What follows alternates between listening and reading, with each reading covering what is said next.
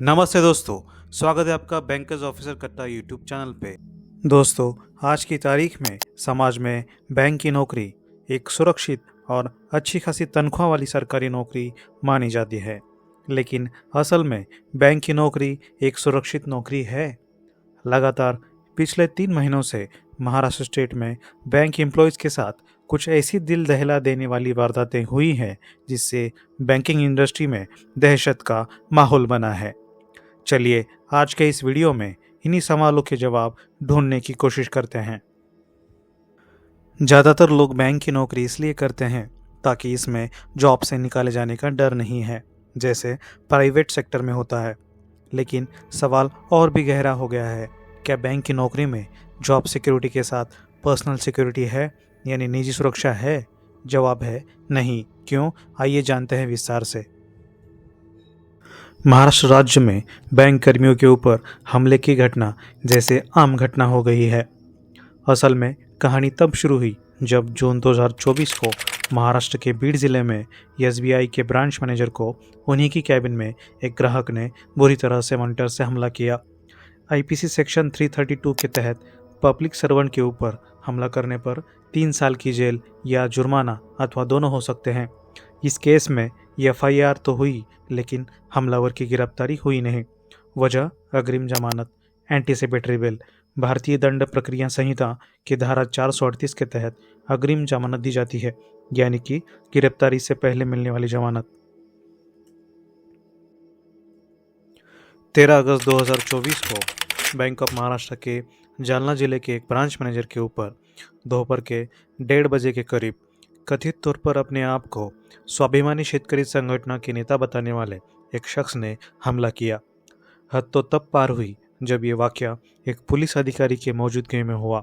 नतीजा, हमलावर को गिरफ्तार किया। गिरफ्तारी के समय बंदा हंसते हंसते अपने आप पुलिस की गाड़ी में बैठा, जैसे उसने बैंक कर्मी को पीटकर कुछ भी गलत नहीं किया हो। महाराष्ट्र की सरकार ने अगस्त 2024 को माझी लाडकी बहन यानी कि मेरी लाडली बहन योजना को लॉन्च किया।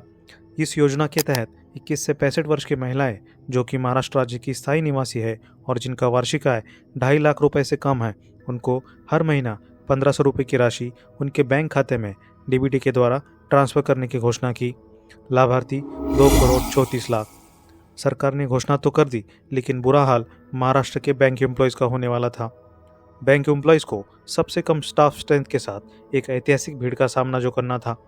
लाडली बहन योजना की घोषणा के बाद महिलाओं की बैंक में ज़बरदस्त वाली भीड़ लगी, जैसे नोटबंदी के समय पर लगी थी। नतीजा, बैंक कर्मी के ऊपर हमला। इस योजना की कंडीशन ये थी कि लाभार्थी का बैंक खाता आधार के साथ लिंक होना चाहिए।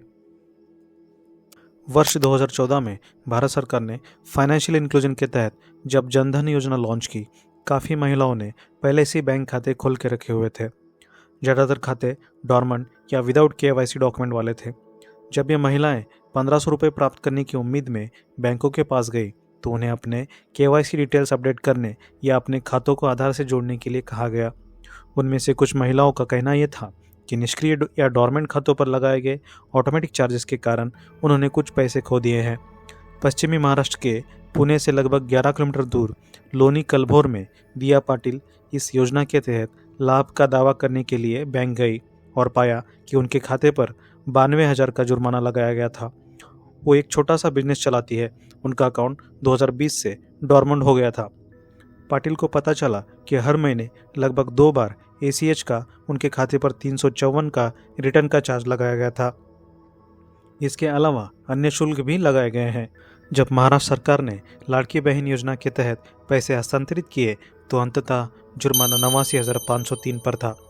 सभी बैंक सर्विसेज के लिए सर्विस चार्जेस लेती है, जैसे कि खाता बंद करवाना हो। जब ऐसे चार्जेस खाते में से ऑटोमेटिकली डेबिट होते हैं तब बैंक एम्प्लॉय उसे रिवर्स नहीं कर सकता। और जब सैकड़ों लाभार्थी कथित योजना का लाभ लेने के लिए एक साथ बैंक में आते हैं तब एक बैंकर ही होता है जो इस आग उगलती कतार में छलांग लगाकर सरकार की इन योजनाओं को अमल में लाता है। 1 अक्टूबर 2024 को बीड जिले की महाराष्ट्र ग्रामीण बैंक की धर्मपुरी शाखा के मैनेजर के ऊपर हमला किया गया जब वे प्री सैंक्शन विजिट पे थे। शुक्र है उन्हें दिहाड़ी मजदूरों ने हमलावर के चंगुल से बचाकर उनकी जान बचाई। ये दूसरी बार था जब एक ही शख्स ने फिर से बैंक एम्प्लॉयज़ के ऊपर हमला किया, जबकि इस शख्स पर शाखा की पूर्व ब्रांच मैनेजर के ऊपर हमला करने का गुनाह पहले से ही दर्ज था। एफआईआर लॉन्च की गई। हमलावर अग्रिम जमानत पर फिर से छूटा और उसी गांव में खुलेआम घूम रहा है जहां पे ये शाखा स्थित है। इससे बैंक एम्प्लॉयज़ में डर का माहौल है, जहां हमलावर दोबारा हमला करने की आशंका जताई जा रही है।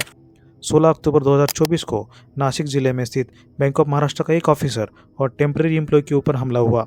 वजह आधार कार्ड बैंक खाते के साथ लिंक करवाने आई लंबी भीड़ को देर तक खड़ा रहना पड़ा और इस भीड़ का संयम जब टूटा तो बैंक कर्मी के ऊपर निकला। हिंसा और हमला करने वालों पर एफआईआर लॉन्च की गई। बैंक कर्मियों के ऊपर ये सारी वारदातों को मद्देनजर रखते हुए और मुख्यमंत्री लाड़की बहन योजना की वजह से बैंक एम्प्लॉयज़ के हो रहे बुरे हाल के चलते United forum of bank unions ने 19 अक्टूबर 2024 को एक स्टेटमेंट जारी किया। महाराष्ट्र बैंक एम्प्लॉयज़ 16 नवंबर 2024 को एक दिन की हड़ताल पे जाएंगे। हमारी मांगे: नंबर 1, बैंक एम्प्लॉयज़ और बैंक प्रॉपर्टी की पर्याप्त सुरक्षा। नंबर 2, बैंक एम्प्लॉयज़ के ऊपर हमला करने वालों पर कड़ी से कड़ी एक्शन की जाए। राज्य सरकार द्वारा लाड़की बहन योजना पर काम करने वाले कर्मचारियों के लिए सुरक्षा बढ़ाने का आश्वासन दिए जाने के बाद बैंक कर्मचारियों ने बुधवार 30 अक्टूबर 2024 को महाराष्ट्र में 16 नवंबर को की जाने वाली हड़ताल को स्थगित कर दिया। लेकिन हैरान होने वाली बात तो तब हुई जब 30 अक्टूबर को सतारा जिले के कराड़ तालुका में स्थित इंडियन ओवरसीज बैंक के मैनेजर के ऊपर दोपहर के 2:45 बजे एक चाकू से जानलेवा हमला किया। बताया जा रहा है कि पीएमएजेपी के तहत बकरी पालन के लिए कर्ज नहीं देने की वजह से ये जानलेवा हमले को अंजाम दिया गया। 31 अक्टूबर 2024 को एसपी ऑफिस सतारा ने एक प्रेस नोट जारी किया जिसमें हमलावर को देर रात को 11:30 बजे गिरफ्तार करके भारतीय दंड प्रक्रिया संहिता की 2023 की धारा 109, 308, 118, 352, 351 के तहत गुनाह दर्ज कर दिया। लेकिन क्या केवल गिरफ्तारी, फिर जमानत, बैंक यूनियंस का निषेध, बैंक कर्मी जो इन हिंसा के शिकार है उनके तबादले, इन चीज़ों से क्या बैंक एम्प्लॉयज़ को न्याय मिल पाएगा? आखिर क्या है इन सुलगते हुए सवालों के जवाब? कमेंट बॉक्स में ज़रूर बताइएगा। धन्यवाद।